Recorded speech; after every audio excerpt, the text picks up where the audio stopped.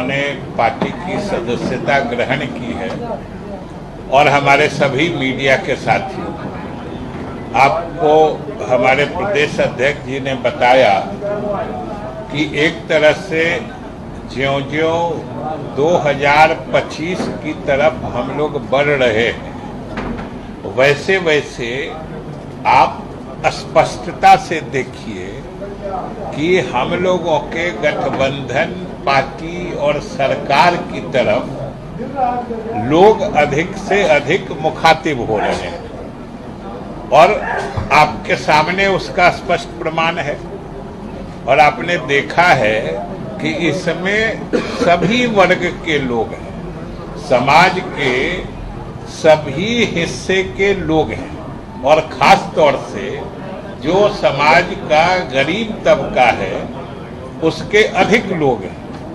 और ये आखिर सरकार की उपलब्धियों से या बिहार के ग्रामीण क्षेत्रों में भी जो जमीन पर विकास के काम हुए हैं और जिससे आम लोगों के जीवन में परिवर्तन हुआ है, उनकी जिंदगी खुशहाल हुई है, उससे प्रभावित होके ये सब लोग धीरे धीरे जनता दल यू के तरफ मतलब आकर्षित हो रहे हैं और उसी का परिणाम आज आप देख रहे हैं। और ये तभी संभव हुआ है जब मुख्यमंत्री नीतीश कुमार जी के नेतृत्व में आज जो एनडीए की हुकूमत है, हम लोग भाजपा, लोजपा, हम और रालोद जो है, इन सब के साथ मिलके जो हम लोग बिहार में काम कर रहे हैं, उससे लोग प्रभावित हैं।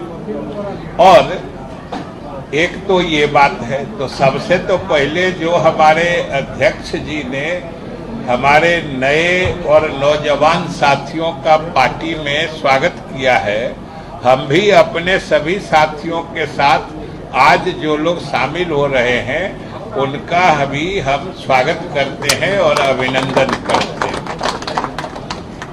और हमारी सरकार और हमारा जो नेतृत्व है, जिसके कार्यों की परिणति आप देख रहे हैं कि लोग सीधे तौर पर खींचे चले आ रहे हैं। ये दूसरी तरफ भी अगर आप देखिएगा तो बेचैनी साफ झलकती है। आप अभी कल ही देखे होइएगा कि राजद का एक धरना कार्यक्रम हुआ और धरना कार्यक्रम क्या था आप सब लोग जानते हैं कि जो जातीय गणना हुई उसमें जो आंकड़े आए और उसके आधार पर जो पिछड़े, अति पिछड़े और दलित समाज के लोगों के लिए बिहार सरकार ने नीतीश कुमार के नेतृत्व में आरक्षण की सीमा बढ़ाई। जो आंकड़े प्राप्त हुए जातीय गणना से उसके आधार पर, तो वो सरकार ने यहाँ लागू भी कर दिया, उससे लोगों को लाभ भी मिलने लगा। लेकिन जिन लोगों को ये चीज पसंद नहीं आ रही थी, तो उन लोगों ने कोर्ट में इसके विरुद्ध याचिका दी और कोर्ट ने उस कानून को निरस्त कर दिया और कोर्ट ने निरस्त किया है। और कोर्ट ने निरस्त किया, इसका अर्थ होता है कि वह कानून ही रद्द हो गया। आज के मतलब तारीख में या आज के समय में वो कानून रद्द किया जा चुका है। लेकिन सरकार, चूंकि सरकार ने ईमानदारी से ये बढ़ी हुई आरक्षण सीमा लागू की थी, इसलिए सरकार ने तत्काल उसी वक्त जो कानूनी विकल्प उपलब्ध थे उसके हिसाब से उच्चतम न्यायालय में उच्च न्यायालय के फैसले के विरुद्ध अपील दायर कर दिया। और हम लोगों के सरकार का ये स्पष्ट ये सोच है, हम लोगों का मानना है कि गरीबों को ये बढ़ा हुआ जो आरक्षण सीमा है, उसके हिसाब से उनको लाभ मिलना चाहिए, नहीं तो उन लोगों के साथ संपूर्णता में न्याय नहीं हो पाएगा। और ये तो दुनिया जानती है, पूरा देश जानता है, बिहार के सभी लोग जानते हैं कि जातीय गणना किसने कराई है। तो आज यह कहने का कोई जोड़ करे कि हमने कराई है, हमने कराई है मतलब जातीय गणना का फैसला कौन लेता है, कौन कराता है, ये तो बिहार के लोग नहीं समझते हैं क्या। और ये तो वही बात है कि जातीय गणना हो गई और उससे प्राप्त आंकड़े के आधार पर आरक्षण की सीमा बढ़ा दी गई और बिहार सरकार ने लागू भी कर दिया।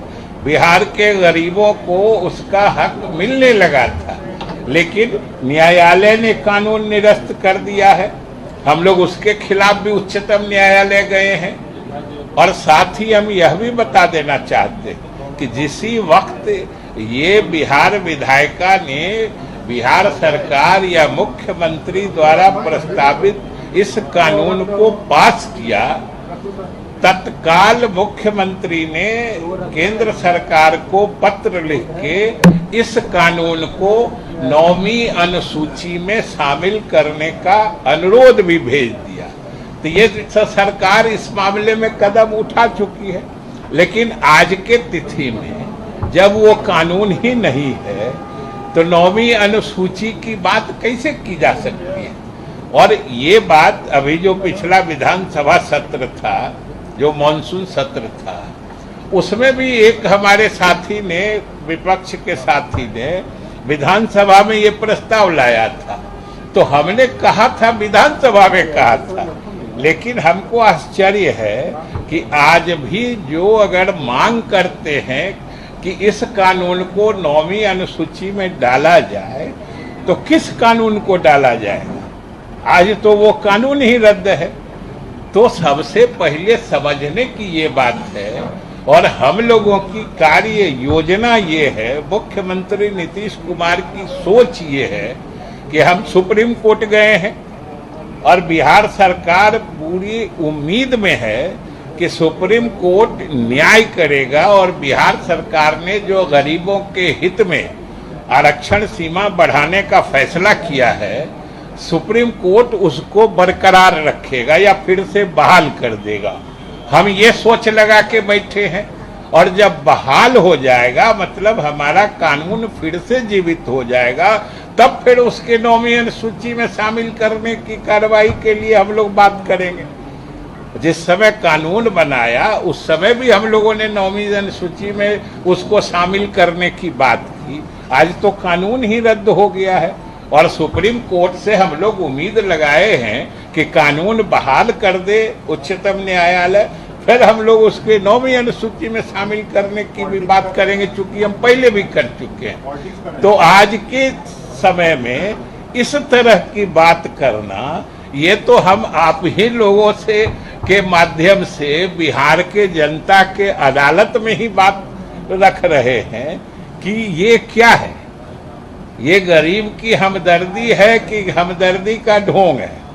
ये तो सीधे समझने की बात है, इसलिए सारे लोग समझ रहे हैं। और जातीय गणना किसके नेतृत्व में हुई है ये भी सारे लोग जान रहे हैं कि 2019 में, ये 19 में और 20 में संयोग से, उस समय मैं विधानसभा का अध्यक्ष था, मुख्यमंत्री नीतीश कुमार जी के प्रस्ताव पर ही हम लोग तो 23-24-22 से शुरू हुआ, 22-23-24 में आके जातीय गणना हुई, उसके आंकड़े आए।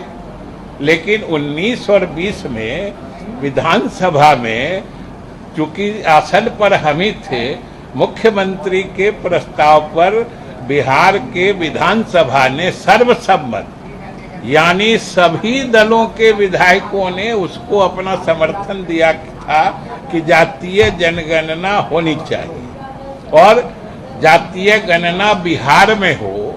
इस संबंध में भी सरकार ने फैसला लिया और हम लोगों ने अपने स्तर से कराया।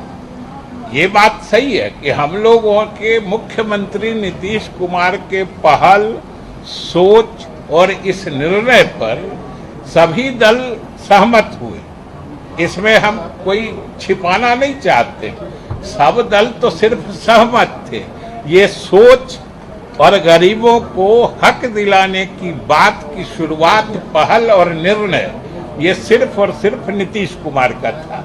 इसमें सब लोगों ने साथ दिया है, तो इससे कोई इनकार नहीं करता है कि सबने विधानसभा में इसमें समर्थन दिया था, किसी ने विरोध नहीं किया था। लेकिन सोच तो नीतीश कुमार की थी, ये परिकल्पना तो नीतीश कुमार की थी। ये भी सब लोगों को खुले दिल और दिमाग से स्वीकार करना चाहिए। हम यही चाहते हैं और आप लोग भी इस बात से अवगत हैं कि मैं कोई दिखावटी या काल्पनिक या सत्य से परे कोई बात मैं नहीं कर रहा हूं। ये सब आप लोग समझ रहे हैं। तो हमारा यही आपसे निवेदन है कि ये जो मुख्यमंत्री ने बढ़ा हुआ आरक्षण सीमा लागू कर दिया, अब सब लोगों को लग रहा है कि अब इस श्रेय लेने में हम कैसे घुस जाए। तो भाई जनता तो सब कुछ देख समझ चुकी है ना। ये इस तरह से उनका अकारण जबरदस्ती श्रेय लेने का प्रयास सफल नहीं होने वाला है, ये उनको समझना चाहिए। एक आदमी एक स्वर्ण सेना की तरफ से क्या? स्वर्ण सेना की तरफ से राजधानी पटना में बैनर पोस्टर लगाए गए हैं क्या कि अशोक चौधरी पर कार्रवाई होना चाहिए। अरे हम कोई सेना को नहीं जानते हैं, हम लोग सेना होना से कहाँ मतलब है। सेना तो देश की सेना होती है, बाकी सेना को आप इतना तरजीह काहे देते हैं। अरे हम कह ले कि हमारी कोई अपनी सेना हो गई तो सेना होती है, सेना सिर्फ देश की होती है। एक आदमी बोलिए ना। लालू प्रसाद यादव ने कहा है कि जिस तरह से जाति गणना हमने यहाँ करवाई उसी तरह से उन्होंने पहले तो ये समझ लीजिए ना, आप क्या सोचते हैं कि ये जातीय गणना किसने कराई। नहीं, फिर अगर कोई बोले, अगर कोई दूसरा आदमी बोलते हैं जो जातीय गणना हमने कराई, तो ये तो आपके सोचने पर निर्भर करता है ना। आप उनसे क्यों नहीं पूछते हैं जो आप क्या थे, किस हैसियत में आपने ये फैसला किया था। फैसला तो मुख्यमंत्री लेता है, बाकी लोग तो साथ देते हैं। एक सवाल ये है और बीजेपी से मतलब कान पकड़ कर बोलिए, एक एक करके बोलिए ना भाई। सवाल ये है सर कि जिस तरह से बोलिए। लालू प्रसाद यादव ने एक ट्वीट पर ये कहा है, लालू प्रसाद यादव ने एक ट्वीट पे कहा है कि आरएसएस और बीजेपी से कान पकड़वा के ही करवाएंगे आरक्षण वाला। अभी उन्होंने लौटे तो वो कहे हैं, तो आप न समझिए आज तक ऐसा कभी कोई कर पाया है ये सब। अच्छा, एक चीज हम आप लोगों से भी आग्रह करेंगे कि कोई अगर इस तरह की बात जो आपकी भी समझ में आए कि ये संभव नहीं है, उसको कृपया आप भी तरजीह नहीं दी।